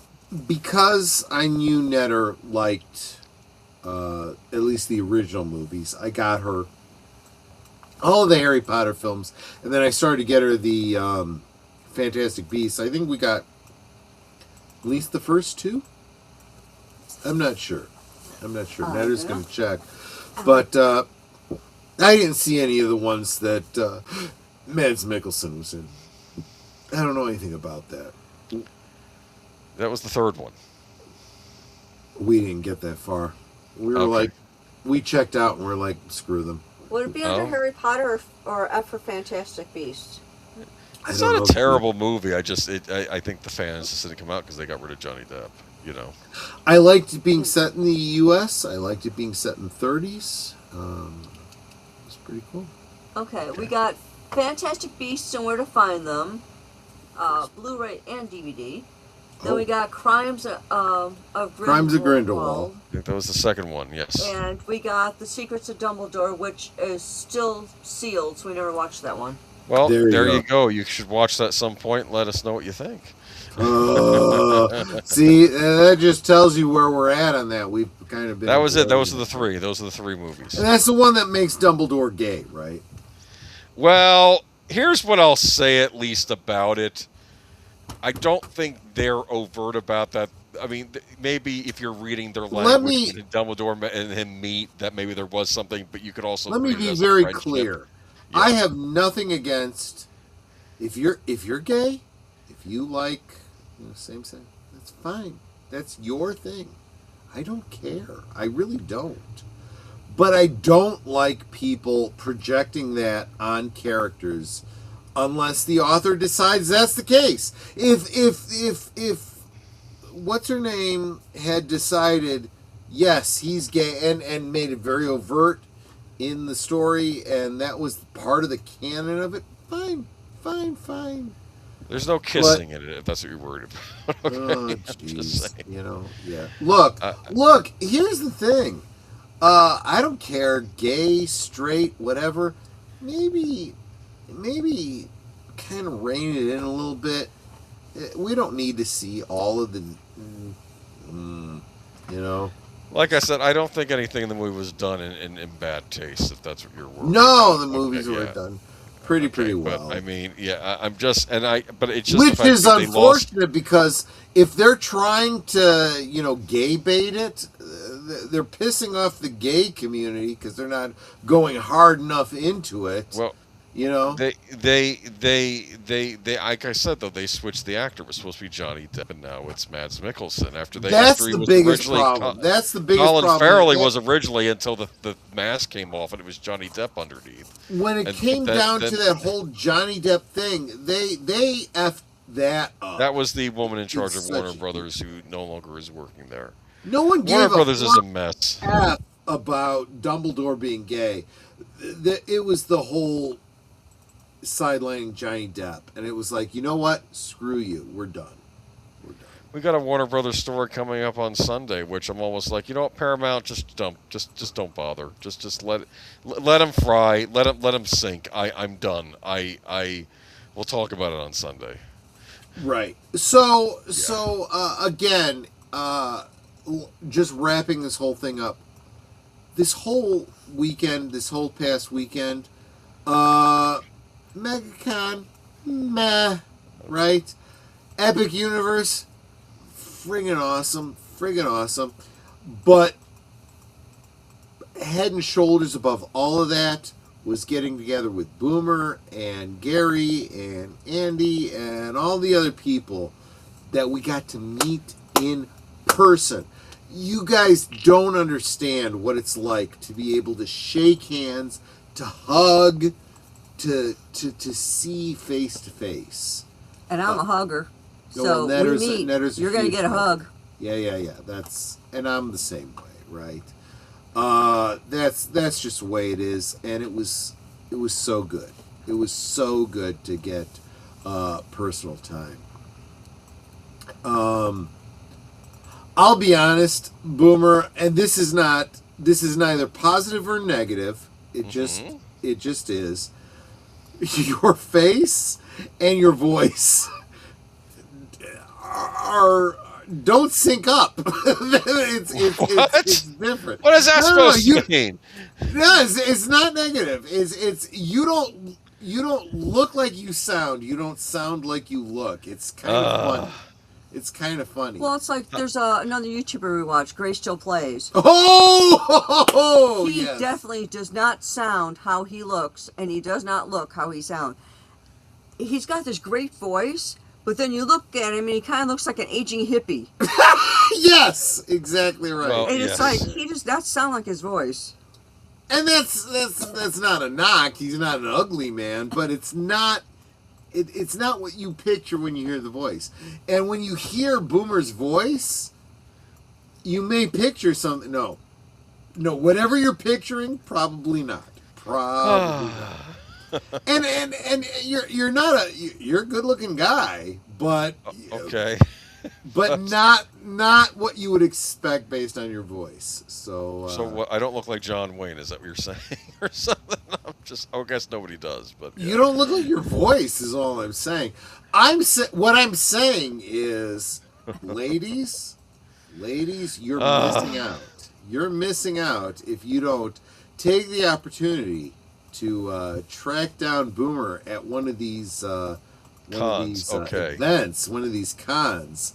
When we tell you we're getting together with Age of Boomer at a con, maybe show up and check this guy out. Okay. And are you matchmaking, dear? I am, and because he's single, ladies, he's single. All the single ladies. All the single ladies, absolutely. Absolutely. That's the Beyonce song, right? Yes, it is. Okay. Yes, it is. Actually, I haven't mentioned this on air before, but and Netter, rein me in if you think I'm wrong on this, but I'd kind of like to get Age of Boomer together with Maria from Tea and Telly. Oh, maybe. Although, to be honest with you, geographically, you couldn't be farther apart. That's the problem there. That's the problem. No one lives in Florida. You're in the lower right of the map, and she's in the upper left. What is she, California? Colorado. She's Colorado. Colorado. Yeah, she's about as far away as you could possibly get. That's a problem. But just saying. But So let's rein it all in. So yeah, it's getting to be that Netter time. and I we're not confirmed. We're not certain. Netter and I, between the two of us, are still talking about going down to Tennessee in June for ICCC Con. Oh. Maybe. I have to look at the details. I haven't had a chance to look at anything yet.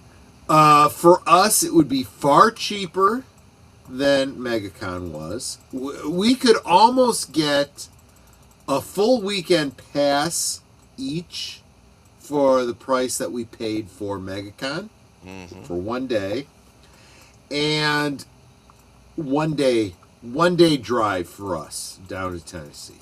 Not even. I mean, not as bad a drive. Depends on. It's half the distance to Florida for us.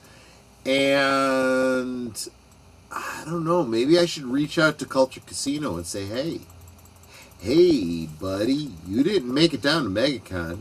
Can you make it down to this? It's in your neighborhood. And the reason that I want to do this is because we didn't get a chance to meet up with, we obviously didn't get to meet up with Culture Casino.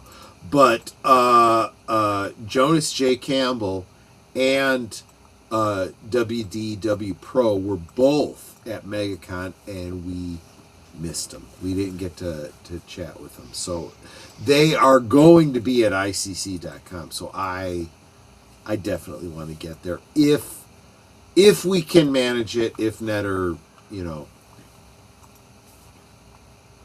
if Netter's good with that, and we can make it work. We'll see.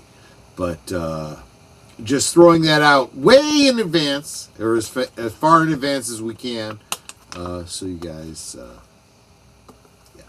So there you cool. Go. Boomer, I'm not expecting you to be able to make it for that. It is, by the way, ICCC Con is purely a Star Wars convention, a fan convention, which, if you're a Star Wars fan, it's going to be a really good one, as opposed to these corporate type of cons that want to alienate half of their constituents. Just saying. Yeah, it's better, because I know you were making a point that some of the people, Star Wars people at the con, were doing a better job than Disney was. Right. There is a whole section of MegaCon that is like walking through the streets of Mos Eisley. It was really, really neat. And it's all done by fans. So there you go. But anyway, you guys saw the promos. There's nothing else to share. Sunday, of course, Geezers is the next thing. You gotta. No. Well, I mean, for Netter and I, we'll be on with Big Al on tomorrow or later tonight, depending on where you are on the international dateline. For Godzilla -1, which Netter and I have not seen yet. It is on our to-watch list, and now we're going to get to see it. So there you go. Well, I'm thinking if it's Godzilla -1, it's like, okay, there was Godzilla, and now -1, so he's not there no more. So well, this is basically a prequel to the original Godzilla, is the way you're supposed to look at it. And do you want to know what the significance of the title is? I can explain. Yeah, it go to ahead. you. Go ahead. Okay. Go ahead. Go ahead. It's Japan, like right after they lose World War II, so they're already at 0. And then Godzilla shows up, so now it's -1 because now it's even worse than being at rock bottom. Now, because now Godzilla shows up, like after. Let's face it, they got ganked after World War II. You know, they're the only country to have nuclear bombs dropped on them. Let's be honest with you. You know, just saying. You know, they got fallout in real life. Just saying. Yes. But so that is Godzilla -1. So Geezers, what are we going to be talking about on Sunday? We're going to be talking about apparently a new Harry Potter movie in the works, which will save not Harry Potter, excuse me, Lord of the Rings movie in the works. God! And a choice of writings, which I almost thought was an April Fool's joke. I'm like, this is somebody trolling online. This ain't real. Honestly, some of these titles, some of these headlines that we talk about, I look at it and it's like, this has got to be friggin' satire. No, this is legit. And it's like, oh God. Okay. And a certain television series you're a fan of getting the Blu-ray treatment, which I did not expect to happen. So we'll talk about that on Sunday. Wow, I'm looking forward to this now. Okay. Yes, and also, of course, the price increases for PlayStation 5. This is your problem, not mine. It's going to be everyone's problem because you think PCs are going to escape this. You're wrong. Because I just got a bad feeling about the entire industry. All right, we'll see what happens though, huh? Yeah.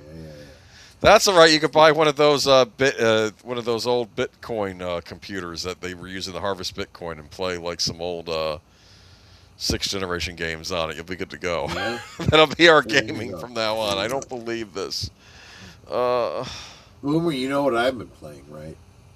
Fallout 4, correct? I was literally playing that up until it was time to go live. I'm really enjoying that game. I'm really enjoying that. Yeah, the French made. This is a typical evening. I will go to bed about midnight, and I'll say, "Don't be long." 4 hours later, he's finally coming to bed. Seriously.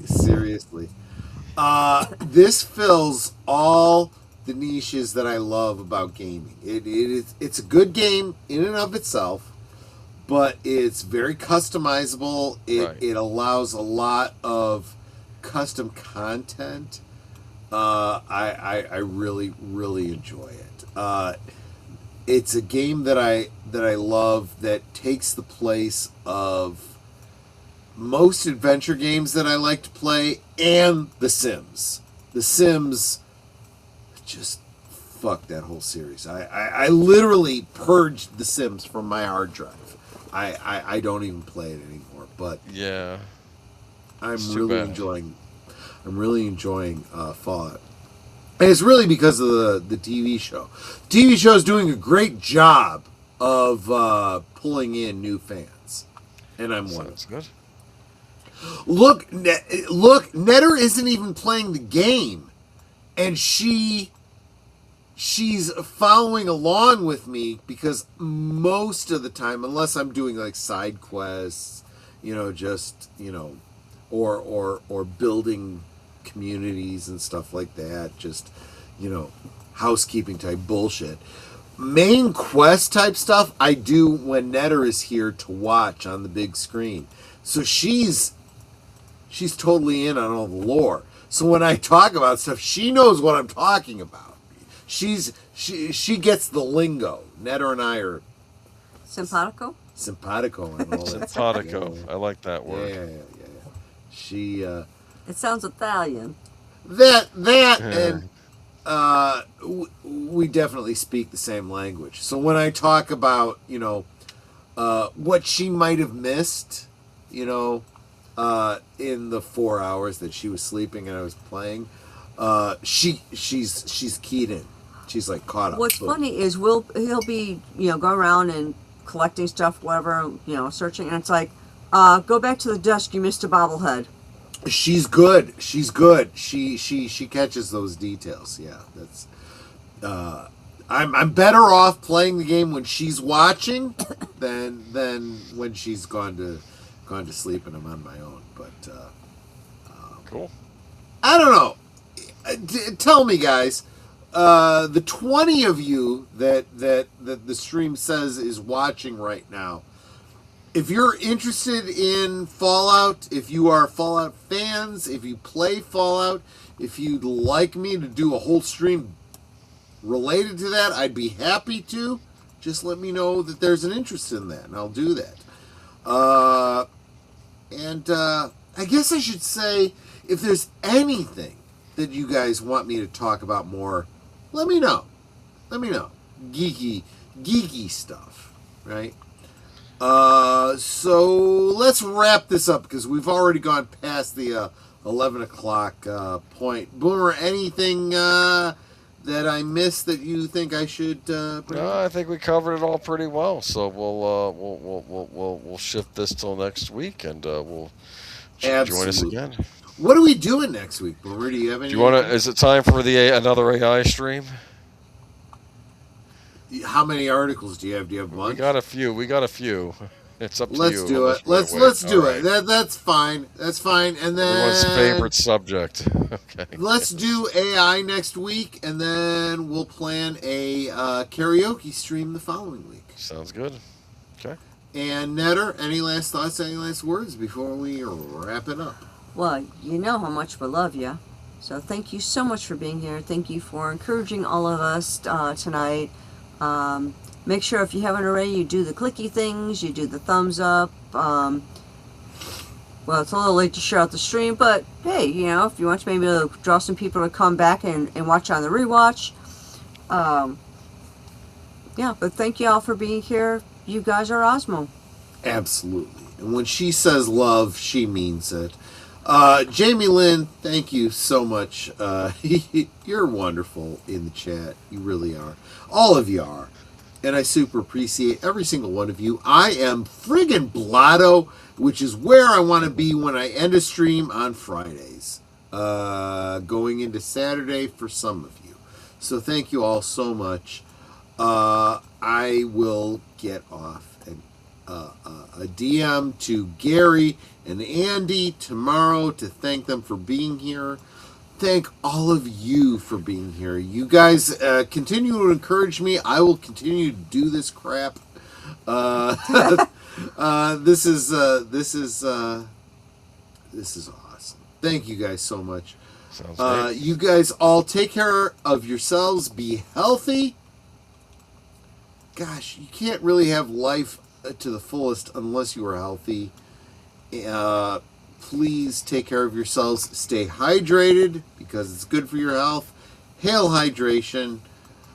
Drink responsibly. Not like me. Don't follow my example.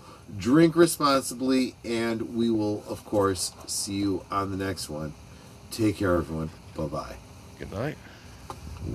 I pressed the button. Why aren't you playing? Good night, ladies. Good night, sir. Hit it, sweetheart.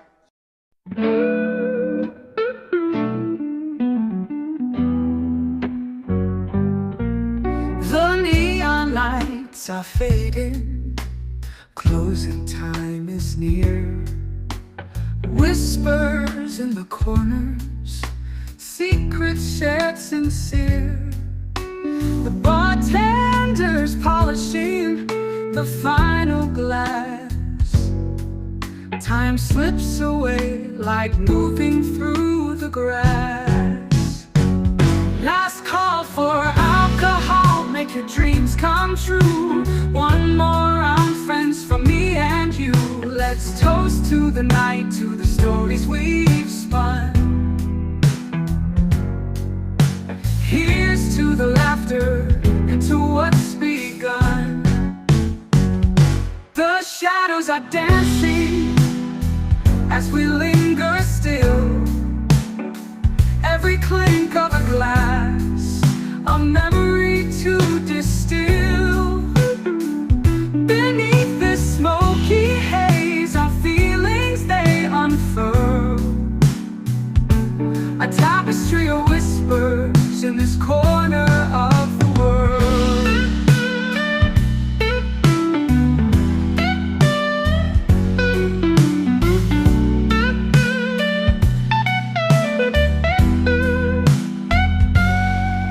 The jukebox serenades us with a final tune,